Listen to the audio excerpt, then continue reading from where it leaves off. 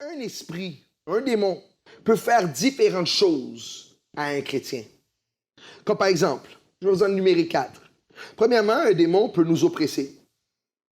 Il peut nous obséder. Il peut nous affliger. Il peut nous affecter. Oppression parle de poids, comme dans l'illustration que je viens de donner. Un poids qui est sur toi. Quelque chose que tu sens que c'est comme une pression, c'est quelque chose qui te domine. Tu te sens lourd, tu sens que tu ne peux pas fonctionner. Écoute, quand quelqu'un vit sous l'oppression du diable, tu es toujours à fleur de peau. Tu es toujours en train d'exploser sur tout le monde. Tu sens que tu n'en peux plus. Tu deviens découragé facilement. Tu sens que la vie, elle est toujours... Tu vois tout sous un aspect négatif. Mais qu'est-ce qui cause cela? Ce qui cause cela, souvent, c'est l'oppression. Écoutez, un démon ne peut pas être dans notre esprit. En d'autres termes, il ne peut pas shifter notre conscience. Il ne peut pas shifter notre intuition. Ça, c'est des parties qui sont reliées à Dieu. Mais un démon peut jouer dans ta tête.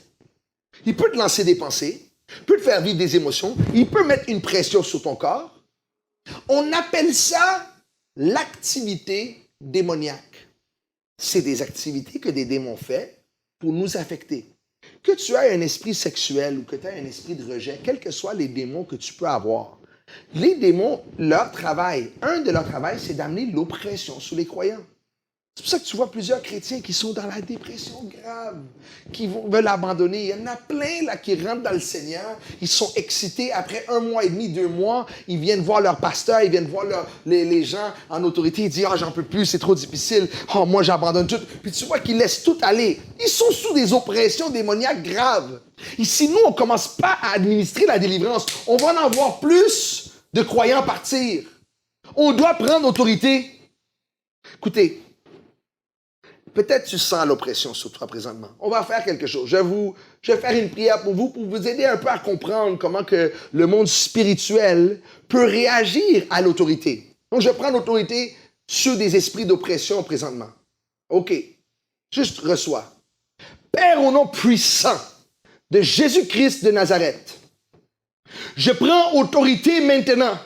Seigneur, même pendant que je suis en train de faire ce cours, manifeste-toi, Seigneur, afin, Seigneur, qu'ils reconnaissent ta puissance et qu'ils reconnaissent ton désir de voir tes enfants libérés. Je parle maintenant à tout esprit d'oppression, toute oppression dans l'atmosphère, toute oppression dans les pensées, toute oppression sur le corps, toute oppression sur les émotions. Et maintenant, au nom puissant de Jésus-Christ de Nazareth, je brise cette oppression-là et j'ordonne Satan, pars! Au nom de Jésus, laisse leurs pensées, laisse leurs épaules, laisse leurs émotions, laisse leur corps, lâche au nom puissant de Jésus-Christ de Nazareth. Je relâche une paix maintenant au nom puissant de Jésus. Peut-être que pendant même que je faisais cette prière, tu as ressenti quelque chose. Si tu as ressenti quelque chose, c'est parce que je veux que tu saches que les démons et le monde spirituel comprennent que l'activité qu'ils font sur toi comme croyant, c'est une activité illégale. Ils n'ont pas le droit de faire. Mais ils vont continuer à opérer dans leur inégalité tant et aussi longtemps que nous, comme Église, on ne les adresse pas, on ne leur met pas dans leur place et on ne les met pas dehors. Voilà pourquoi le ministère de délivrance est important. Les démons peuvent également nous obséder.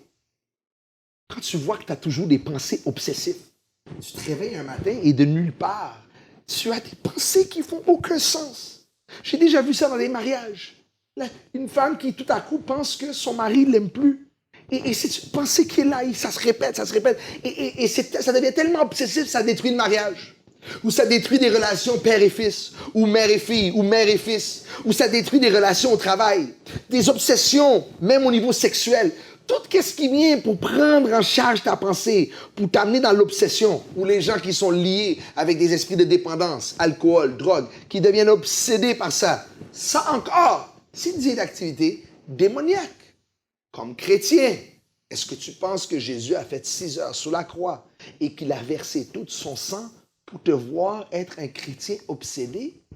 Est-ce que Dieu en tire gloire? Est-ce que tu penses vraiment que Dieu le Père veut que toi, tu crois que ça, c'est un fardeau qu'il a mis en toi, c'est Dieu qui permet que tu sois un obsédé mental. C'est Dieu qui fait ça. C'est pas la délivrance. Ou peut-être c'est juste ton caractère. Des fois, je me demande, est-ce qu'on est vraiment ignorant à ce point-là que le diable peut faire une mascarade qu'on ne peut même pas discerner quand c'est son activité sur notre vie et qu'on l'accepte et qu'on n'utilise même pas notre pouvoir pour se défaire de son poids? Un démon peut également nous affliger. Affliger avec de la douleur émotionnelle. Ça, des fois, il y a des gens, ils vivent une tristesse. Ils ont passé un viol, ils ont passé un abus, ils ont été rejetés, ils ont été trahis, ils ont été tout type de choses. On les a fait du mal, on les a rejetés. Et maintenant, ils ont une affliction émotionnelle. C'est-à-dire, malgré que ça fait 10 ans que c'est fini, mais ils vivent encore avec le poids de l'affliction de ce qu'ils ont vécu. Et ça les affecte. Ça aussi, c'est démoniaque. Comment que Dieu va te sauver, mais il va te laisser blesser toute ta vie? Ça ne fait pas de sens. Ça aussi, on peut recevoir de la délivrance. Et ces délivrances-là, souvent, ils sont accompagnés avec une guérison émotionnelle. Un démon peut même affliger ton corps. Aujourd'hui, on a trouvé tous les noms au monde pour expliquer toutes les maladies et pourquoi on les a. Donc, toi, là, tu es né dans une famille. Disons que, je ne sais pas, ton nom de famille, c'est Thériault.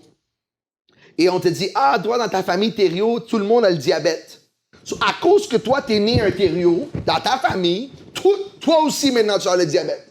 Et qu'est-ce qui arrive si les Thériault, ils meurent tous à 62 ans? Ça veut dire quoi? C'est quoi? Toi aussi, tu vas mourir à 62 ans?